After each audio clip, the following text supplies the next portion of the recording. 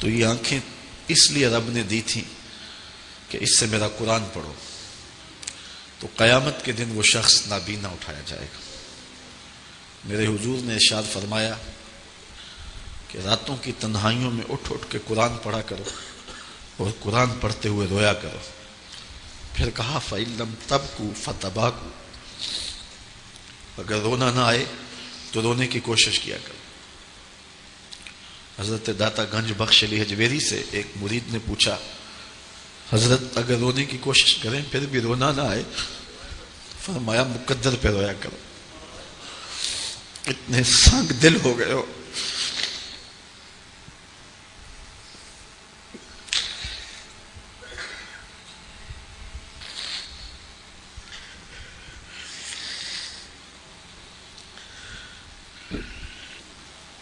امام ابو نعیم نے حلیہ میں لکھا لا خیر فی عین لا تبکی من خشیت اللہ، اس آنکھ میں کوئی بھلائی نہیں ہے جو رب کے خوف میں روتی نہیں ہے.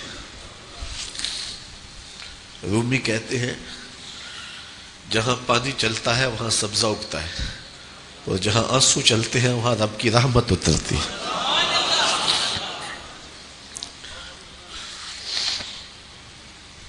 تو کہا راتوں کی تنہائیوں میں اٹھ اٹھ کے قرآن پڑھا کرو. میں اگر یہ اندازہ کرنے بیٹھ جاؤں کہ میں ایک سال میں کتنے دروس قرآن دیے ہیں تو اس کی تعداد سینکڑوں میں نہیں ہوگی، 1000 سے متجاوز ہوگی. اور اگر میں کہوں کہ میں کتنے دروس آپ تک پہنچا سکا ہوں ان کی تعداد بھی ہزاروں تک ہوگی. تو میرا مقصود یہاں آپ کو بغیر کسی تشریح کے مختصر پیغام دینا ہے کہ قرآن خود نور دیتا ہے، اس کی تلاوت کیا کرو. ایک حدیث ہے جب میں نے پہلی بار پڑھی تھی تو میرے اوپر ایک کپ کپی طاری ہو گئی اور وہ لمحے دوبارہ تو نہیں اس انداز سے مل سکے، لیکن جب بھی میں پڑھتا ہوں ایک حاض ملتا ہے.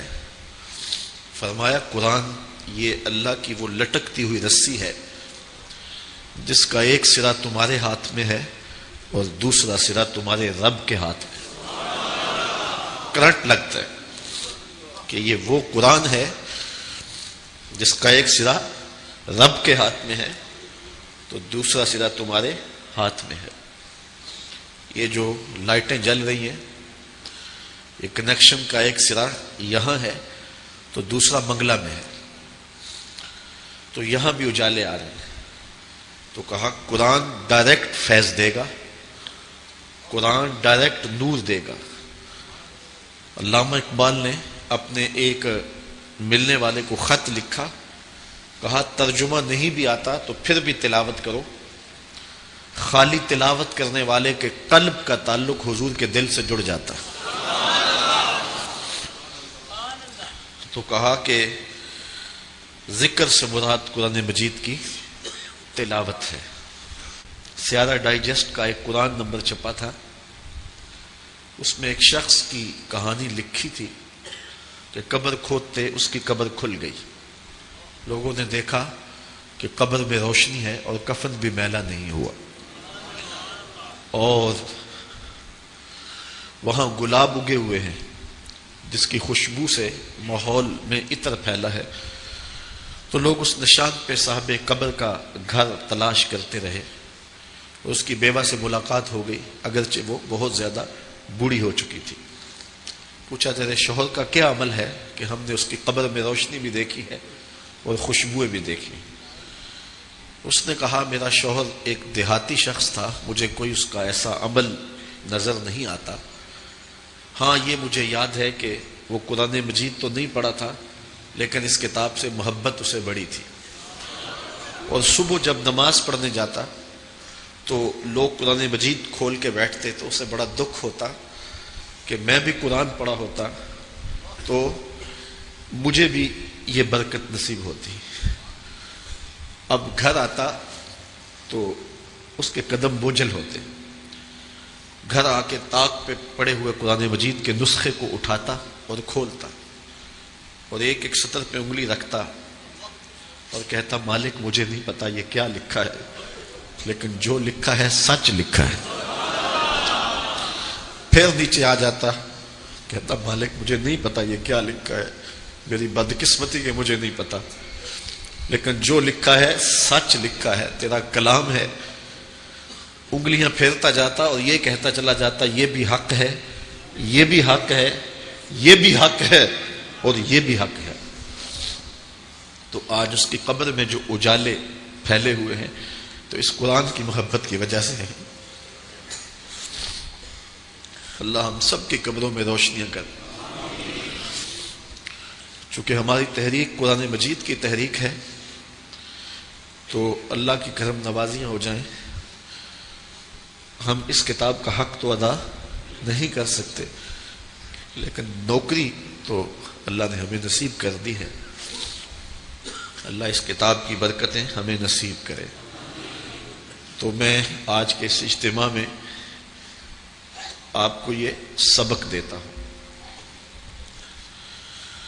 یہ آپ کو وظیفہ دیتا ہوں کہ روزانہ قرآن مجید کی تلاوت ضرور کیا کرو۔ مجھے پچھلے دن ایک صاحب ملے اور مجھے کہنے لگے کہ ایک صاحب ہیں، انہوں نے کہا ہے کہ ہمارے پیر صاحب نے فرمایا ہے کہ قیامت کے دن میں اتنی دیر تک رب کو دیکھوں گا بھی نہیں، نظر بھی اٹھا کے نہیں دیکھوں گا جب تک میرے سارے مرید نہ بخشے گئے۔ میں نے کہا یہ اس کی جرأت ہے، یہ اس کی ہمت ہے۔ میں تو اپنے ملنے والوں کو کبھی یہ بھی ضمانت نہیں دے سکتا کہ میں تمہیں بخشوا لوں گا، نہ ہمارے بزرگوں نے ہمیں ضمانت دی۔ ہمیں تو یہ بتایا گیا ہے کہ عمل کرو اور اس کے فضل کی آس رکھو۔ یہ طریقت سراسر محنت کا نام ہے اور کوشش کا نام ہے۔ میرا موضوع دوسری جانب نہ نکل جائے۔ تیسرا معنی اس کا جو کیا ہے وہ قرآن مجید کے تقاضوں پہ عمل کرنا ہے۔ ذکر سے مراد قرآن مجید کے جو تقاضے ہیں ان پہ عمل کرنا ہے، جو قرآن نے بتایا ہے، جو چیزیں حلال کی ہیں اور جن چیزوں سے حرام کیا ہے ان سے بچنا، جو ہے وہ جو حرام کی ہیں چیزیں ان سے بچ جانا اور جو حلال کی ہیں ان کو بجا لانا، یہ اللہ کا ذکر ہے۔ اور جس نے اس سے اعراض کیا تو قیامت کے دن وہ نابینا اٹھایا جائے گا۔ اور چوتھا معنی جو حضرات مفسرین نے کیا ان کو یہ معنی کرتے ہوئے لطف آیا ہوگا، میں نے پڑھا تو مجھے مزہ آیا، آپ سنیں گے تو آپ کو لطف آئے گا۔ وہ کہتے ہیں ذکر سے مراد مصطفیٰ جان رحمت کی ذات ہے۔ تو کہا جس نے میرے مصطفیٰ سے منہ پھیرا تو میں اس کو اندھا کر دوں گا۔ یہ آنکھیں ہے اس لیے کہ ان آنکھوں سے حضور کو دیکھیں۔ وہ اجڑی ہوئی آنکھیں ہیں، وہ بیکار آنکھیں ہیں جو حضور کو دیکھنے کی آرزو نہیں کرتے۔ اور وہ جس نے حضور سے اعراض کیا، حضور سے رخ پھیرا، اللہ فرماتا میں اس کی بینائی اچک لوں گا۔ یہ تو آنکھوں کا نور، نور محمد کا صدقہ تھا، اور جس نے ان آنکھوں سے اس محبوب کا دیدار نہیں کیا یا اس محبوب کے دیدار کی طلب نہیں کی تو اس کی بینائیاں واپس لے لی جائیں گی۔ ایک خاتون تھی مدینے میں جس کو مرگی کے دورے پڑتے تھے، تو ایک دن وہ حضور کے پاس آ گئی کہ حضور دعا کریں میری یہ بیماری دور ہو جائے، میں اس مرض سے نجات پا جاؤں۔ فرمایا اگر تم کہو تو میں دعا کر دیتا ہوں، اور اگر تم صبر کرو تو اس کے بدلے میں جنت ملے گی۔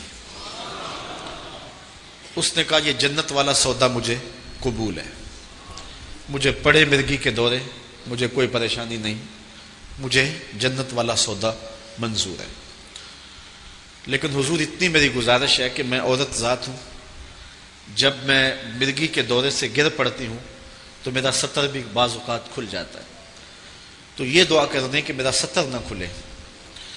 تو باقی مرگی کے دورے پڑھتے رہیں، مجھے اس کی پریشانی نہیں. حضور نے دعا کر دی، اس کو مرگی کے دورے پڑھتے تھے لیکن سطر اس کا محفوظ رہتا تھا. تو اس نے کہا مجھے جنت والا سودا قبول ہے. ایک صحابی حاضر ہوا، اس کی آنکھوں میں بینائی نہیں تھی. حضور کی خدمت میں حاضر ہو کے عرض کی حضور دعا کریں کہ میری آنکھوں کی بینائی پلٹ آئے. تو حضور نے فرمایا اگر تو چاہے تو میں دعا کر دیتا ہوں، اور اگر تو چاہے تو اس کے بدلے میں جنت کا وعدہ دیتا ہوں. تو اس نے کہا جنت کی بات تو آپ نے کی ہے اور آنکھوں کی بات میں نے کی ہے، تو مجھے تو آنکھیں چاہیے. اچھا یہاں میں سوچتا ہوں کہ اس بوڑھی عورت نے جس کو مرگی کے دورے پڑتے تھے، عورت ہو کہ اس نے کہا مجھے جنت والا معاملہ قبول ہے لیکن بیماری رہے. لیکن اس آدمی نے کہا کہ مجھے یہ بیماری قبول نہیں ہے. تو اس نے کیوں اس عورت جتنا حوصلہ نہ کیا؟ تو جو میرے اندر بات آئی وہ یہ تھی کہ اس نے کہا مجھے آنکھیں ملے نا تو میں آپ کا دیدار کروں، اور آپ کا دیدار کروں گا تو جنت بھی مل جائے گی. میں تو آنکھیں ہی اس لیے مانگ رہا ہوں کہ میں آپ کا بدوہا چہرہ دیکھنا چاہتا ہوں. تو کہا کہ ذکر سے مراد مصطفیٰ کریم ہیں جنہوں نے حضور سے رخ پھیرا. اللہ فرماتا میں اندھا کر دوں گا.